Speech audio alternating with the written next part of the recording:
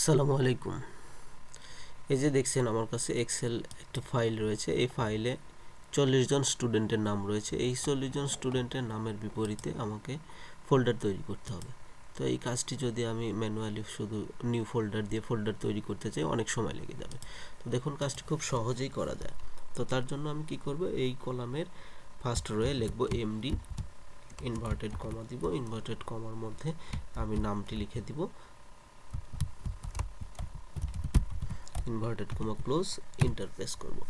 Enter press করার পরে আমার যে নামটি রয়ে এলো, এই নামটির বিপরীতে এখন আমি কন্ট্রোল ই প্রেস করব। তাহলে দেখুন আমার প্রত্যেকটি নাম চলে আসবে। এখন প্রত্যেকটি নাম চলে আসার পরে আমি এখন control shift down arrow press করে আমি এই ঘরটি সম্পূর্ণ সিলেক্ট করে নিব।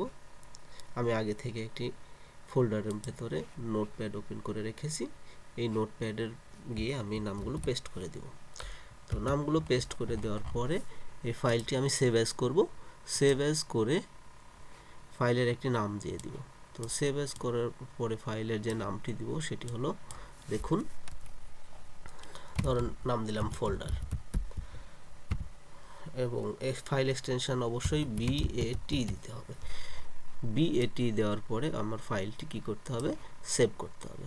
সেভ করলাম, আমি যে নোটপ্যাডের এখানে সেভ করলাম, এই যে দেখুন ফোল্ডার নামে সেভ হয়ে গেছে। এখন এই ফোল্ডারের উপর আমি ডাবল ক্লিক করে দিব। দেখুন এইভাবে 40টি নামের বিপরীতে ফোল্ডার তৈরি হয়ে গেছে। ধন্যবাদ। এইভাবে করা যায়।